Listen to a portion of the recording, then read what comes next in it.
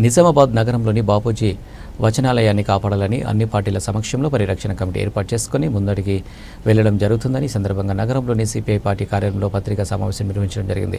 ఈ సందర్భంగా బాపూజీ గ్రంథాలయం పరిరక్షణ కమిటీ కన్వీనర్ కోనేరు సాయికుమార్, సిపిఐ పార్టీ ఓమయ్య మాట్లాడుతూ గతంలో సారా కళ్ళు లాంటి వాటిలో క్లోరోఫామ్, లైజోఫామ్ కలిపి ప్రజల చావుకు కారణాలైనటువంటి వ్యక్తులు ఈరోజు గ్రంథాలయ నష్టానికి సామాన్యుని సైతం దరిదాపు రాకుండా చేస్తున్నారన్నారు. ఈరోజు బాపూజీ వచనాలయం కమిటీలో చేరి చిలుక పలుకులు పలుకుతున్నారు, పుస్తకాలు అభివృద్ధి చేస్తున్నామంటున్నారు.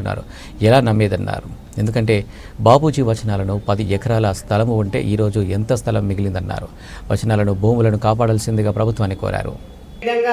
ఈ యొక్క పుస్తక ధాన్యాగారాన్ని, పుస్తక ధాన్యాన్ని అక్కడ పెట్టడం జరిగింది.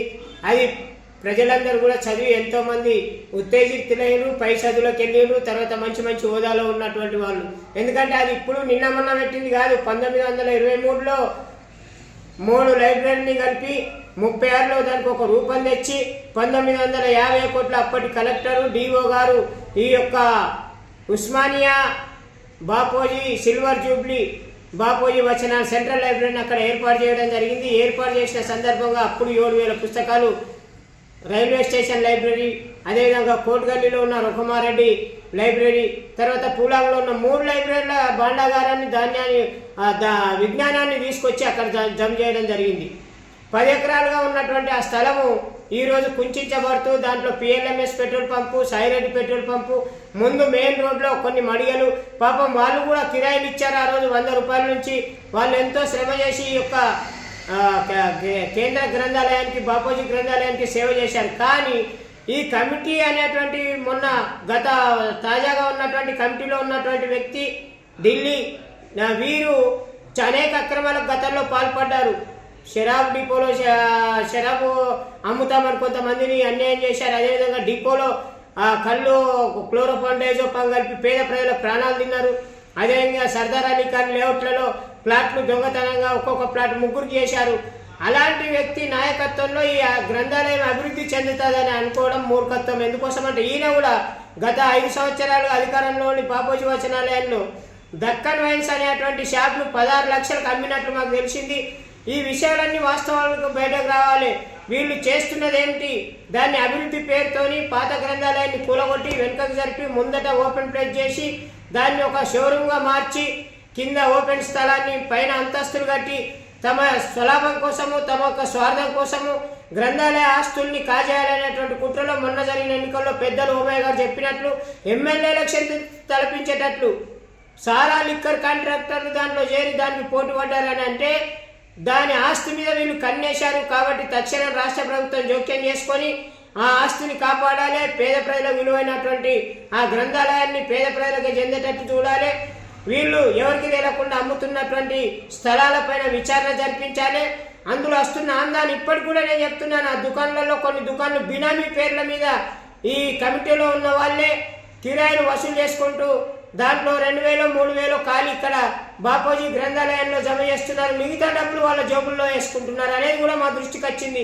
ఇలాంటి అనేక అక్రమాలు లైబ్రరీలో పరిరక్షణ కమిటీ సమావేశానికి ఈరోజు సిపిఐ పార్టీ ఆఫీసులో పెద్దలు భారత కమ్యూనిస్ట్ పార్టీకి చెందినటువంటి ఓమయ్య గారు ఈ సమావేశానికి, అదేవిధంగా పిడిఎస్ రాజేశ్వర్ గారు, అదేవిధంగా పిడిఎస్ గణేష్ గారు, అదేవిధంగా ఏఐఎస్ఎస్కు చెందినటువంటి రఘురామ్ నాయక్ గారు తదితరులు ఈ సమావేశానికి విచ్చేయడం జరిగింది. వారందరికీ కూడా బాపూజీ వచనాలయ పరిరక్షణ కమిటీ తరఫున నేను ధన్యవాదాలు తెలియజేసుకుంటున్నాను.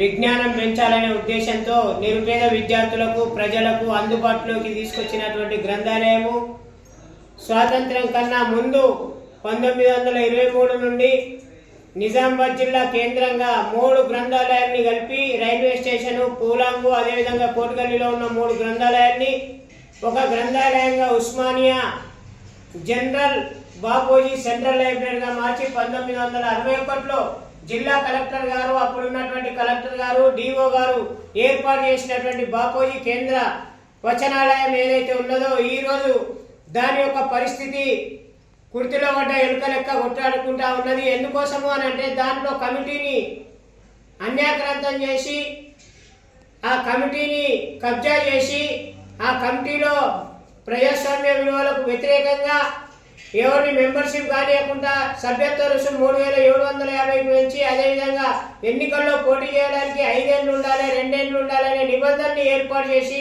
తమకు అనుకూలంగా మలుచుకొని కొంతమంది ముఖ్యంగా నిన్న మొన్నటి వరకు ఉన్నటువంటి తాజా మాజీ అధ్యక్షులు నాయుడు గారు, ఈ యొక్క నవిపేట నుంచి దాస్ గారు, ఇట్లాంటి వాళ్ళు కళ్ళు సారా లిక్కర్ అమ్మినటువంటి వాళ్ళు, జనాల్ని కల్తీ కళ్ళుతో జనాల్ని చంపినటువంటి వాళ్ళు, అడ్డగోలుగా దోపిడీ చేసినటువంటి వాళ్ళు ఆ కమిటీని అన్యాక్రాంతం చేస్తూ ఈరోజు మేము గెలిచామని చెప్పుకుంటున్నారు ప్రజాస్వామ్యంలో విరుద్ధంగా. దానిపై మా యొక్క పోరాటం అన్ని అఖిలపక్ష కమిటీతో కలిసి అన్ని పార్టీలతో కలిసి ఉద్యమాన్ని కొనసాగించాలనే ఉద్దేశంతో ఇది 2వ సమావేశం. మొదటి సమావేశం ప్రెస్ క్లబ్లో జరిగింది, ఇది 2వ సమావేశం. ఈ సమావేశం సందర్భంగా ఇప్పటికీ హైకోర్టులో ఒక కేసు నడుస్తూ ఉన్నది. గ్రంథాలయ సంస్థ అధ్యక్షుడిగా నామినేషన్ చేస్తే ఎందుకు రిజెక్ట్ చేశారు? అది 5 సంవత్సరాలు 2 సంవత్సరాలు అనేది బైలాస్లో లేదు, నియమావళిలో లేదు. వీళ్ళు దాన్ని కల్పించారు కాబట్టి ఇది చెల్లదు అనే దాంతో హైకోర్టుకు వెళ్ళడం జరిగింది. హైకోర్టు 4 వారాలు కేసును వాయిదా వేసింది. కార్యదర్శికి, జిల్లా గ్రంథాలయ బాపూజీ వచనాలయ సెక్రటరీకి నోటీసులు పంపించి 4 వారాల్లో పూర్తి సమాచారంతో రికార్డుతో హైకోర్టుకు రావాలని. ఈ సందర్భంగా ప్రజలందరికీ మేము ఒకటి తేటతెల్లం చేయాలనుకుంటున్నాము. అసలు ఈ బాపూజీ వచనాలయ గ్రంథాలయంలో జరుగుతున్నది ఏమిటి? 10 ఎకరాలు ఉన్నటువంటి స్థలము అన్యాక్రాంతమైంది కొంత. అందులోనే పిఎల్ఎంఎస్ పెట్రోల్ పంపు, అందులోనే సాయిరెడ్డి పెట్రోల్ పంపు. అదే కాకుండా మాకు కొత్తగా తెలిసినటువంటిది